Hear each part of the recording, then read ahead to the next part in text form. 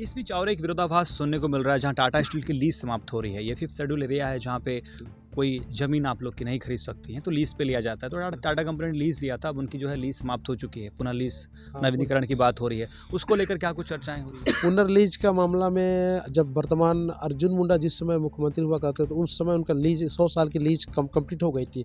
उसके बाद उन्होंने एक सब लीज फिर से उन्होंने जारी किया था।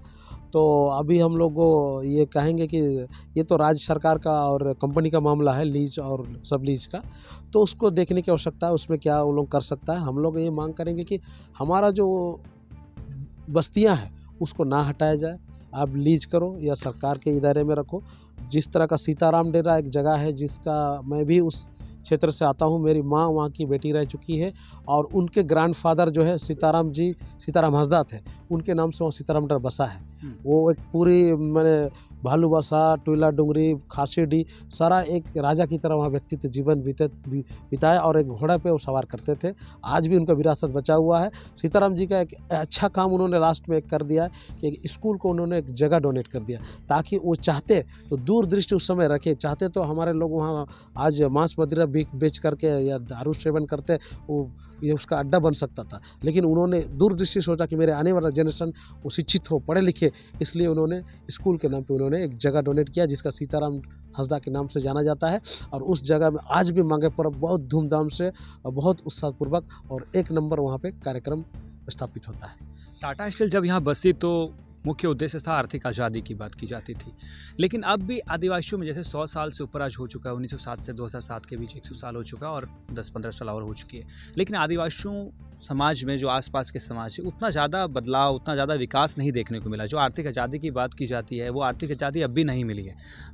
नौकरियां के लिए अभी भी परेशान है लोग, अभी भी जो एम्प्लॉयशन की जो थी क्राइटेरिया थी उसे बंद कर दिया गया है। उसके बाद विस्थापन की जो बात होती है वो अलग से बात होती है। तो कई सारी चीज़ें टाटा स्टील से जुड़ी हुई हैं, इसको लेकर भी कुछ विचार विमर्श करते हैं आप लोग के समुदाय? ये टाटा स्टील ने अभी तक आधुनिकीकरण करे, जहाँ 100 लोगों का काम था अभी मशीन से काम हो रहा है, वहाँ 10 लोगों की काम हुआ है। 10 लोगों की जहाँ काम होती थी वहाँ 1 लोग होते थे, अभी एम्प्लॉय उन्होंने छटनी कर दिया है।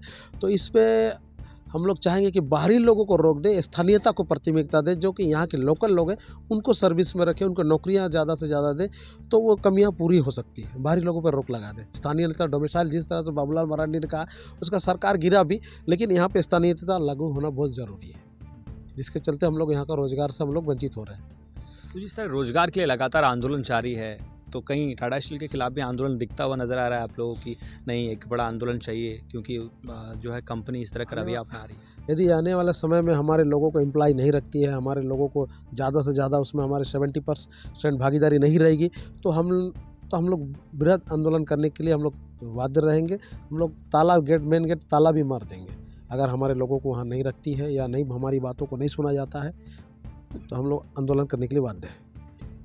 बहुत बहुत धन्यवाद दादा हमसे जुड़ने के लिए, और इसी के साथ जो है आप लगातार हमारे चैनल के माध्यम से जुड़े रहिए।